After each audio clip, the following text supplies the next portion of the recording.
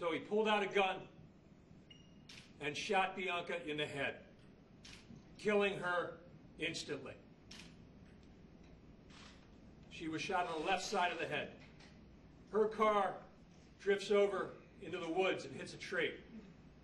That red pickup truck takes off like a bat out of hell.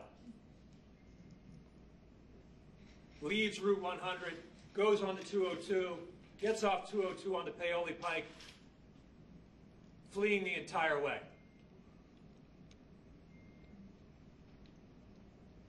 Now the police went right to work on this road rage incident. They went out and they found witnesses who told them, red pickup truck, a white man, a sound like a gunshot. The police immediately pulled up video from Route 100 and 202 and found that red pickup truck, tracked it down, and we sent that information out that it was a red pickup truck, a white male. And we got hundreds of tips. But the police didn't stop there. They kept following the video. And we got a crucial piece of evidence from Bianca herself, because the round recovered from her was reviewed by a forensic ballistics expert who told us that that round came from a .40 caliber Smith & Wesson semi-automatic handgun. And the police kept going after the video. They kept looking for video all along the way, and they found that that red pickup truck took a left on Paoli Pike, went down Boot Road, went down 352, crossed over into Delaware County. We got better pictures that we put out to the public, that we put out to the media. It was a Chevy pickup truck, a red Chevy with a dent in the side of it. We kept getting tips, and we kept investigating. The West Goshen Police Department and Chester County detectives were not going to give up. And they started looking at big data. They started looking at all of the red pickup trucks across the region. They started looking at everyone who had a gun permit across the region. They started matching that up with that description of the white male. And we put that message out to the public and to you, the media, and you helped us. And we told the individual who did this, turn yourself in. The net is closing on you.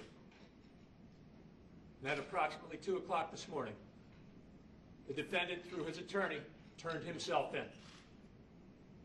28-year-old David Desper turned himself in to the West Goshen Police and the Chester County detectives. He's placed under arrest for first-degree murder, third-degree murder, possession of the instrument of crime, recklessly endangering other people. He has been arraigned. There is no bail. This is a first-degree murder case. The police went and they found the red pickup truck with the dent in it at a location in Delaware County. And it has been brought back to the West Goshen Police Station. It is the same red Chevy pickup truck with the dent in the side of it that you see in the surveillance video. And it is registered to the defendant. And the police searched the defendant's room, his bedroom of his residence, and found that .40 caliber Smith & Wesson semi-automatic handgun. The police did an outstanding job here. The West Goshen Police Department, the Chester County detectives were relentless. Their job's not done yet. They are going to keep investigating until justice is done for Bianca. My pleasure now to give you Chief Joe Gleason, whose department worked together with the Chester County detectives in this investigation.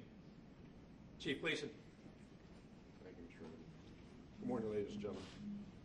First and foremost, this is actually the first time that I would like to express my deepest condolences to the Robertson family.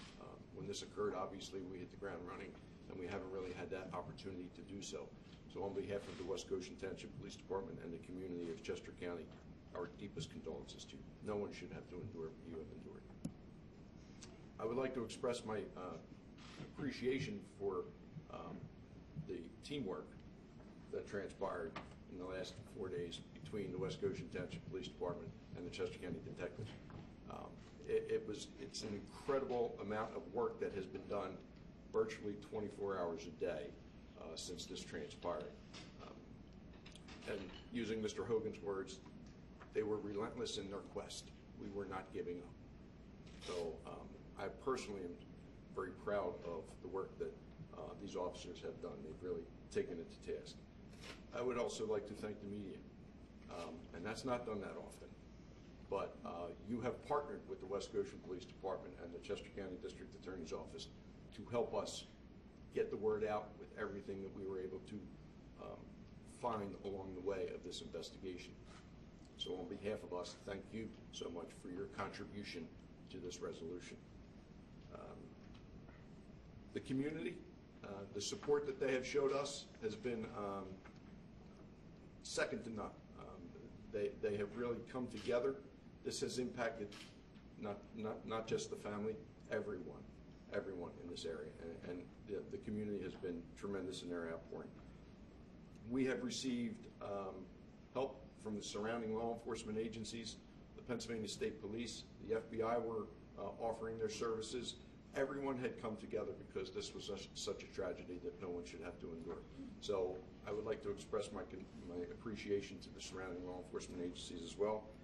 And last but not least, anyone that was on social media. Sometimes that could be our nemesis, but in this case, every time we put something out, it just went out like wildfire, and I truly believe that as everything transpired and we started getting closer and we started getting closer and everybody was behind us, that I think helped with the quick resolution. So on behalf of everybody, on behalf of the West Goshen Police Department, thank you. All right, you have physically a copy of the criminal complaint. You have a copy of the booking photo. Those were also transmitted electronically to your various outlets at the beginning of the press conference, so you'll have those as well. The officers have not gotten much sleep. This is an ongoing investigation, and we still have a lot to do, but we will take a few questions before we break. Any questions? Yeah, so we're basically saying that because this guy couldn't merge into a lane, he pulled out a gun and shot him. The exact same thing that all of us do every day, that you probably did on the way here, merging safely into a lane. This defendant wasn't happy with the way it was going, so he pulled out a gun and killed this young woman. That's unbelievable. As you mentioned on social media, there's been a lot of speculation about whether this was a hate crime, whether race was involved. Is there any indication that that's the case? There is no indication that we're aware of that this is a race crime or a hate crime. This appears to be a savage, senseless, and brutal act from one human being to another human being. And pretty impulsive. Have you ever come across this man before? Has he been in trouble with law enforcement? Has he ever done anything even half as reckless as? We never talk about someone's criminal history. And as an ethical matter, we're not allowed to. However, the act of pulling a gun, aiming the gun, and being able to shoot somebody in the head from one moving vehicle to another is a calculated act. Does he have any specific training, military training, anything like that, that would allow him to do something like that, just being able to do it? We are still digging into the background of the defendant. He turned himself in at 2 o'clock this morning, so we will be scrubbing up everything we can about him in the next few days. Did he legally own the gun? The defendant did have a permit to carry a firearm and did legally own this firearm. It was purchased in November of 2015. So you recovered the truck and then he turned himself in. The truck was found first. He turned himself in and then we recovered the truck and the gun. Has he cooperated? Has he confessed to the crime? Again, as a matter of ethics, law enforcement is not allowed to talk about any statement that the defendant might have made. Did his attorney say why he wanted to turn himself in? The defendant's attorney did not say why he wanted to turn himself in. All right. Thank you very much. Have a good weekend.